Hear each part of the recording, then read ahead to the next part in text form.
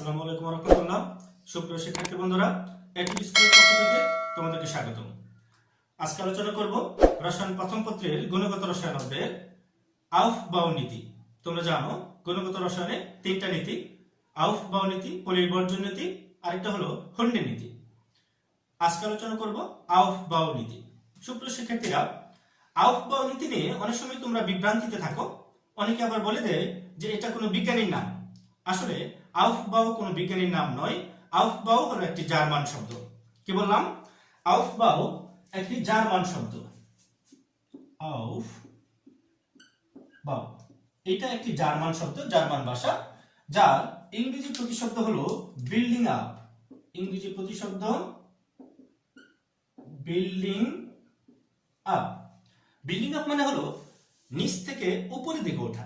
একটা বিল্ডিং তৈরি করতে গেলে যেমন আগে নিচতলা তৈরি করতে হবে, তারপরে দ্বিতীয় তলা তৈরি করতে হবে, তারপরে তৃতীয় তলা। নিশ্চয়ই 10 তলা বা 10ম তলা তো আগে তৈরি করা যাবে না, ঠিক না? তো একটা বিল্ডিং তৈরি করতে গেলে যেমন নিচতলা, দ্বিতীয় তলা, তৃতীয় তলা এভাবেই তৈরি করতে হয়। আউফবাউ নীতিটাও সেরকম। নীতিটা হলো ইলেকট্রন নিম্ন শক্তির অরবিটালে আগে প্রবেশ করবে। কোথায় প্রবেশ করবে? ইলেকট্রন নিম্ন শক্তির অরবিটালে আগে প্রবেশ করবে এবং ক্রমান্বয়ে উচ্চ শক্তির অরবিটালে প্রবেশ করবে, কারণ নিম্ন শক্তি স্তরের স্থিতিশীলতা বেশি। এটি হলো আউফবাউ নীতি। ক্লিয়ার? তাহলে দেখো, এখন আমাদের প্রশ্ন হলো যে ইলেকট্রন যে নিম্ন শক্তির অরবিটালে প্রবেশ করবে, এখন কোন অরবিটাল নিম্ন শক্তির এবং কোনটি উচ্চ শক্তির সেটি তো আমাদের জানা প্রয়োজন। তাহলে দুটি অরবিটালের মধ্যে নিম্ন শক্তির অরবিটাল এবং উচ্চ শক্তির অরবিটালের জন্য আমাদের দুইটা কোয়ান্টাম সংখ্যা, তোমরা জানো একটা প্রধান কোয়ান্টাম সংখ্যা, জানো 4 ধরনের কোয়ান্টাম সংখ্যা, 4 ধরনের প্রধান কোয়ান্টাম সংখ্যা, সহকারী কোয়ান্টাম সংখ্যা, তারপর চুম্বকীয় কোয়ান্টাম সংখ্যা, স্পিন কোয়ান্টাম সংখ্যা। এক্ষেত্রে আমাদের শুধুমাত্র প্রধান কোয়ান্টাম সংখ্যা আর সহকারী কোয়ান্টাম সংখ্যা জানা প্রয়োজন।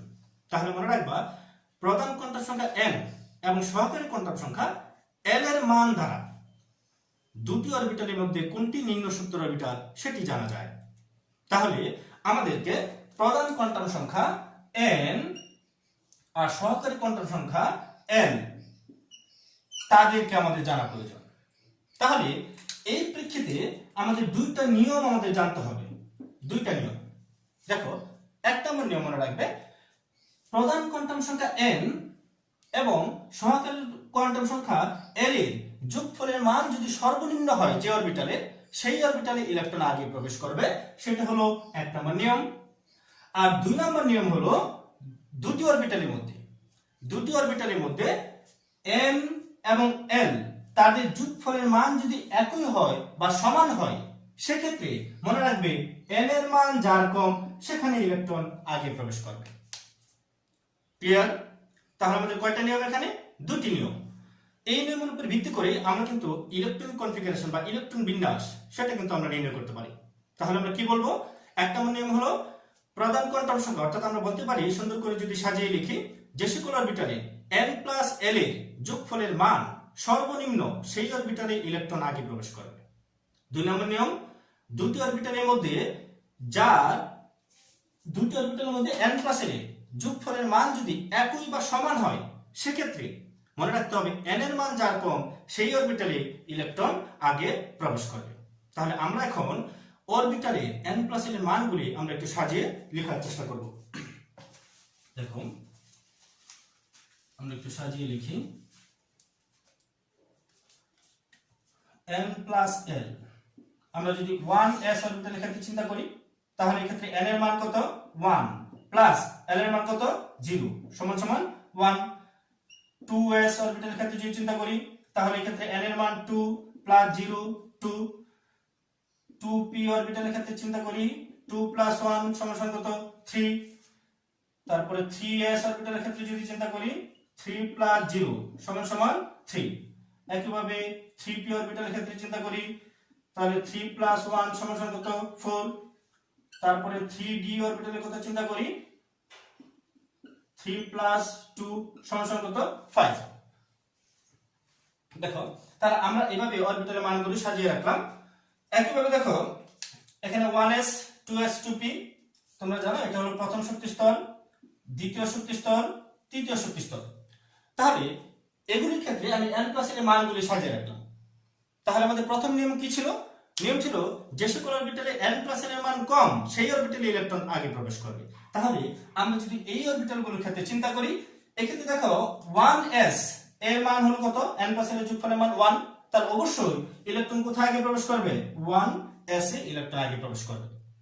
এরপর দেখো এই সবগুলো অরবিটালের মধ্যে কোনটির মান কম, অবশ্যই কি 2s, তাহলে এরপরে কোথায় যাবে, 2s এ ইলেকট্রন প্রবেশ করবে। এরপর কোথায় যাবে, দেখো আমাদের এখানে দুইটা, এক্ষেত্রে 2p আর 3s দুটি অরবিটালের ক্ষেত্রে n প্লাস n এর মান কিন্তু সমান বা একই, তাহলে অবশ্যই আমাদেরকে 2 নম্বর নিয়মে চলে যেতে হবে। 2 নম্বর নিয়ম কি ছিল, যে দুটি অরবিটালে n প্লাস n এর যোগফলের মান যদি সমান অথবা একই হয়, সেক্ষেত্রে যে অরবিটালে n এর মান কম সেখানে ইলেকট্রন আগে প্রবেশ করবে।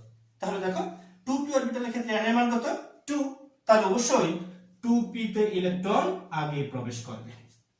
ক্লিয়ার? দেখো তাহলে এভাবে পর্যায়ক্রমে ইলেকট্রনগুলি প্রবেশ করবে। যেমন এরপর কোথায় যাবে, 2p থেকে যাও 3s, দেখো 3s এ চলে গেল। এরপর কোথায় যাবে, এখানে 3p আর কি আছে, 3d, তাহলে 3s এর পরে কোথায় যাবে, 3p। ক্লিয়ার? এরপর কোথায় যাবে, দেখো 3d, আমি যদি এখানে আরেকটা অরবিটাল নেই, যদি আমি নেই 3d এর পরে 4s, তাহলে 4 প্লাস 0 সমান কত হয়, 4। তাহলে খেয়াল করো 4s এর ক্ষেত্রে আমার এই ক্ষেত্রে দেখো এখানেও 4 এখানেও 4, তার মানে 3p তে চলে গেছে। এখন কথা হলো 3d তে আগে যাবে নাকি 4s এ যাবে। আমাদের নিয়ম অনুসারে যে সকল অরবিটালে n প্লাস n এর মান কম সেখানে ইলেকট্রন আগে প্রবেশ করবে। তাহলে n প্লাস n এর মান কম কার, 3d, তাহলে স্বাভাবিকভাবে কোথায় যাবে, 3d তে যাবে। তাহলে এই ক্ষেত্রে আমরা 3p এর পরে কোথায় যাবে, 3d তে। এরপর কোথায় যাবে, এরপরে যাবে 4s। এটাই হলো ইলেকট্রন বিন্যাসের ক্রম। সুপ্রিয় শিক্ষার্থী বন্ধুরা, তাহলে দেখো আমরা এভাবে দেখো ইলেকট্রন বিন্যাসের ক্রম, আমরা এভাবে ইলেকট্রন বিন্যাসের ক্রম সাজাতে পারি।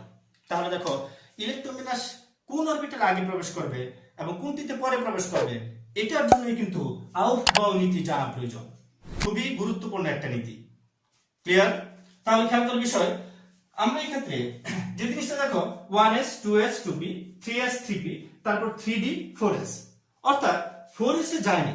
এখানে কি দেখো আমার 3d আর কি 4s, এখন 4s তো আগে যেত, ঠিক না, কিন্তু আউফবাউ নীতি কি বলছে, n প্লাস n এর মান দেখো 3d এখানে মানে একটু মিসিং হয়েছে, এখানে দেখো 3p পরে কোথায় যাবে, 4s এ যাবে। 3p পরে 4s তারপরে 3d, কারণ 4s এর ক্ষেত্রে তোমরা জানো, আমি এখানে আবার বলে দিচ্ছি 4 প্লাস 0 মান হলো 4, আর এই ক্ষেত্রে 3 প্লাস 2 মান হলো কত, 5। ক্লিয়ার? তার আউফবাউ নীতি অনুসারে n প্লাস n এর মান যার কম সেখানে ইলেকট্রন কি আগে প্রবেশ করবে। ক্লিয়ার? দেখো তাহলে এভাবে কিন্তু আমরা ইলেকট্রন কনফিগারেশন বা ইলেকট্রন বিন্যাস আমরা সবগুলি ক্যালকুলেট করে ফেলতে পারি। যদিও পরবর্তীতে অনেক ব্যতিক্রম কিছু পাবো, সেগুলো আমরা পরবর্তীতে আলোচনা করার চেষ্টা করব। তাহলে আউফবাউ নীতি মোটামুটি ক্লিয়ার।